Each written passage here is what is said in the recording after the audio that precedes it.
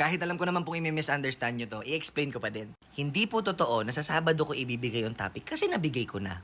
And that's why there's a reason kung bakit hindi ako sumasagot sa reply mo, and I want our conversation to be either in the public comment or you could reply to me via video reply.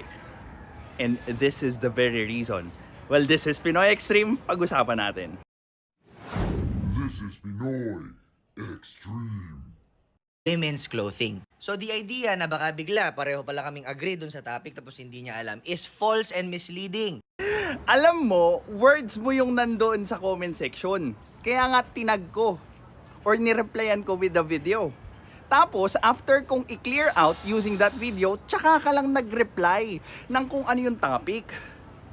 So, sinong may kasalanan doon? Utay-utay ka magbigay ng details. Tapos pag klinaro, ikaw tong galit na galit, kasi nga, sino yung may kulang? Because number one, I haven't changed my stance for the past year he's been creating content about me. Hindi lang naman yun yung content or topic na create ko tungkol sa'yo. 'Di ba? Ang dami mong mali-mali eh.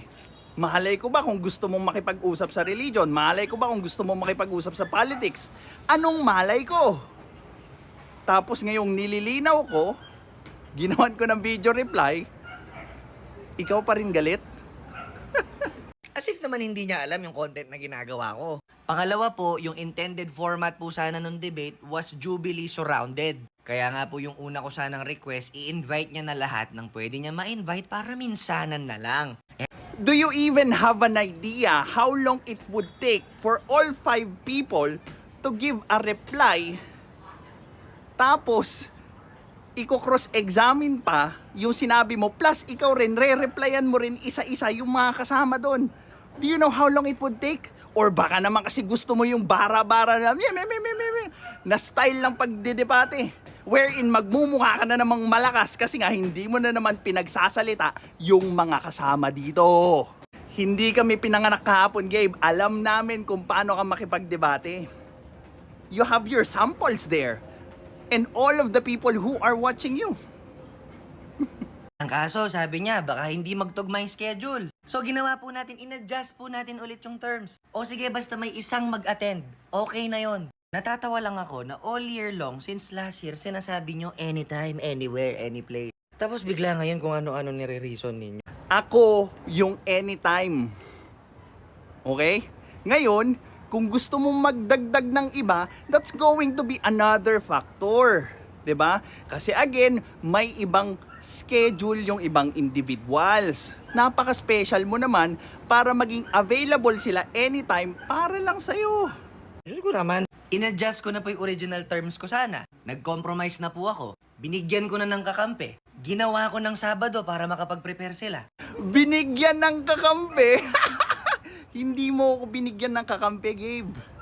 The reason why you want other content creators is for the views. Wag kami, Gabe. Wala kang mabibilog dito. Kung ako lang, Gabe, kayang-kaya kita. 'Di ba? Ikaw lang yung maarte na kailangan mo pa ng more views para ano?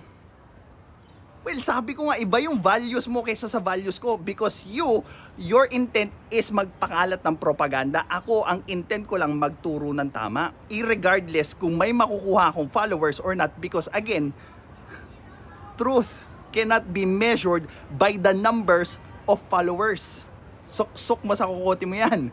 And somehow, ako po yung may advantage. Yung 3 to 4 claims po na sinasabi ko, nakaangkla pa rin po yon dun sa main topic na women's clothing. O, tignan mo yung pagiging tuso mo.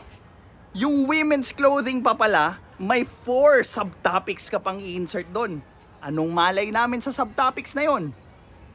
See? And I don't even know kung aabot ng 3 to 4 claims. Baka nga isa lang, baka nga dalawa lang. Kasi nga 45 minutes lang po yung debate. Eh, ayaw mo kasing maging specific. Yung nilalabas mong details, pautay-utay, tapos, surprise kami, tapos ikaw prepared? At higit sa lahat, wala pa po ako nagagawang claims. Maski po ako, hindi ko pa alam sasabihin ko sa Sabado. Paano namin malalaman kung totoo yan? And again, hindi nga namin alam kung ano yung sub-topic na nakapaloob doon sa women's clothing. Naririnig mo ba yung sarili mo? Kasi nga po, may buhay ako sa labas ng TikTok. Marami po akong ginagawa. Hindi po kagaya ng mailan sa inyo dyan, naka-on yung notification nyo. Si Kayo ba walang ginagawa? Ako ba wala ba akong trabaho? Hindi ko kasalanan kung kaya kong mag-reply ng mabilis doon sa mga moments na libre ako. 'Di ba? So wag mong idahilan na busy ka kasi nga busy din kami. Para sa taong excited i-debate ako, siya yung maraming nire-reason. Tapos my terms are seen as reason para hindi daw It is not a reason, it is a clarification. Para walang dahilan pagdating ng Sabado sa kung ano yung hindi alam ng isang side para wala nang palusot. Yun lang yun. Kung hindi po kayo familiar dun sa Jubilee Surrounded, tignan nyo muna po. Alam ko naman po na hindi nyo iintindihin to. Hindi naman sa hindi nyo naiintindihan eh. Ayaw nyo lang intindihin. O, tignan natin kung paano yung Jubilee Surrounded na gusto niyang format. You all keep doing. You keep interrupting me when I'm talking, and you don't want to hear the point that I'm going to make. And yet you want me to respect your point. And that's not how a debate works. If I show you respect, give me the respect back. O, nakita nyo kung paano yung format na gusto niya? Yan yung gusto niyang klaseng debate. Wherein, anytime, pwede siyang magsabi ng tap, tap, tap. Diba? Para i-interrupt yung pag-build up ng case nung kausap niya, and at the end, sinong mananalo? Yung pinakamagaling mag-interrupt. And alam naman natin, sa aming tatlo nila, Kayo, Gabe, siya yung pinakamalakas gumawa nun. You have all evidences. Just look at how did he even talk to me nung unang encounter namin. Need I say more? Come on.